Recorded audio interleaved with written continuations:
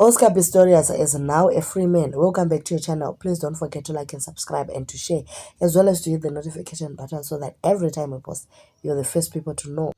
So he appeared on Friday morning before the parole board, and they decided to give him a parole. He had tried unsuccessfully before, and it was because of not completing the required minimum prison sentence. So now this parole is going to start or kick in on the 5th of January 2024.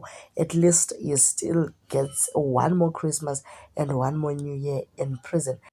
Netizens were conflicted and some were dismayed when they received this news. Some are saying at least he served his sentence, let him start on a new chapter of his life. Others are actually saying he did not. He had 6 more years that were left. They are struggling to forgive because some are actually saying, why is it hard for people to forgive?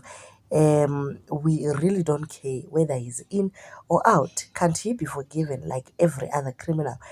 Even serving those 6 years won't bring it back. Let God be the judge.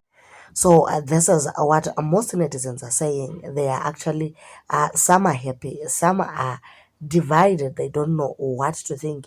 Some have lost faith in the justice. Whichever way, Oscar Pistorius is going to be out soon.